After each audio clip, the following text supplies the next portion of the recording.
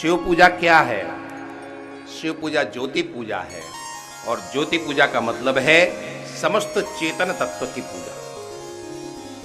आपने भगवान शंकर की पूजा कर ली, उसके बाद कोई भी अन्य पूजा करने की आपको कोई आवश्यकता नहीं है, क्योंकि वो शिव का मतलब है वह दिव्य ज्योति, और संपूर्ण ब्रह्मांड, संपूर्ण सृष्टि, सब कुछ उसी ज्योति में समाहित है। तो मतलब है कि आपने भगवान शंकर की पूजा की तो सबकी पूजा अपनी। जिस तरह से पूरे पेड़ को पानी देना हो तो कहां पानी देना चाहिए? जड़ में ना। आप पत्ते में पानी दोगे तब भी बात नहीं बनेगी, डालियों में पानी दोगे तब भी बात नहीं बनेगी, फूल में पानी दोगे तब भी बात नहीं बनेगी। पूरे पेड़ को यदि पानी देना तो कहां दो? जड़ में पानी। ठीक उसी तरह से सबके जड़ कौन है? महादेव। अन्य सब देव हैं, चाहे जो भी नाम हो, सब नाम अलग अलग हैं, अन्य देव हैं, लेकिन भगवान शंकर देव नहीं है। भगवान शंकर देवादिदेव महादेव भगवान शंकर हैं। तो शिव पूजा का मतलब है समस्त चेतन तत्व की पूजा। कैसा वो चेतन तत्व है? जिस तरह से पंचभूतों से अनंत अनंत शरीर बनते हैं। आप और हमारा शरीर कैसे बना है? मटेरियल कहां से आया है? पंचभूतों से आया है। यहाँ पृथ्वी तत्व है, यहाँ आकाश तत्व है, यहाँ जल तत्व है, यहाँ तेज तत्व है, यहाँ वायु तत्व है। यहाँ इन 5 चीजों से हमारा ये शरीर बना, ये संघात बना है। और कितनी संघात, कितने शरीर बने? अनंत अनंत है।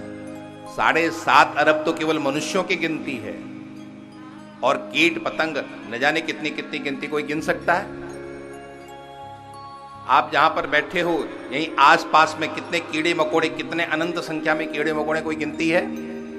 तो ये अनंत शरीर कहां से बने हैं? इन 5 तत्वों से है। और इन सब चेतन तत्वों में सबके अंदर यदि कोई विराजमान है तो वो कौन विराजमान है? शिव तत्व विराजमान है। हम देख रहे हैं, हम बोल रहे हैं, हम चल रहे हैं, हम सुन रहे हैं, हम कर रहे हैं, ये सब किसकी वजह से हो रहा है? उस शिव तत्व की वजह से। शिव पुराण का सिद्धांत है, शिव पुराण कहता है आत्मा परमात्मा का ही रूप है। यहां सामने शिवोहम लिखा है ना, हम लोग शिवोहम बोलते भी है ना, हमारे गुरुओं ने ये मंत्र दिया है, वेद वाक्य है ये, गुरुओं के द्वारा हम लोग को प्रदत्त है ये। शिवोहम का क्या मतलब है? शिवोहम का यही मतलब है कि हम क्या है। आपसे मैं पूछूं कि आप कौन है, तो आप अपना नाम बताओगे कि मैं ये हूं। लेकिन पूछा जाए कि तुम्हारा नाम जन्म के पहले था क्या? जन्म के पहले नाम था? हाँ, नाम आपको कब मिला?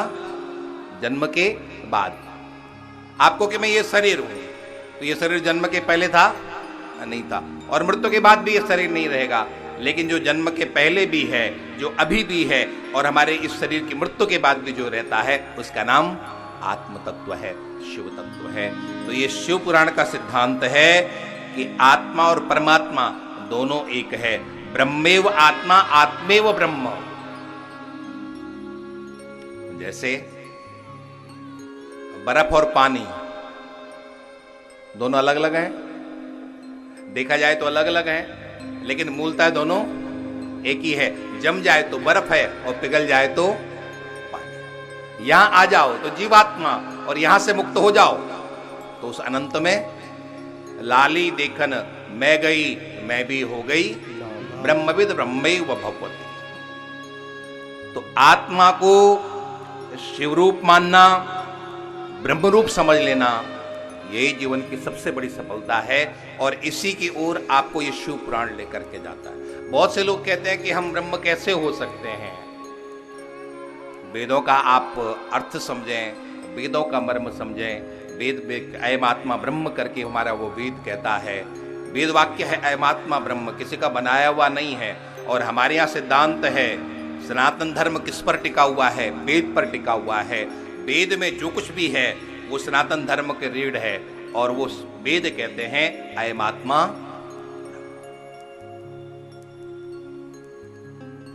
शिव पुराण का मूल उद्देश्य है कि आप आत्मभाव में दृढ़ हो जाओ।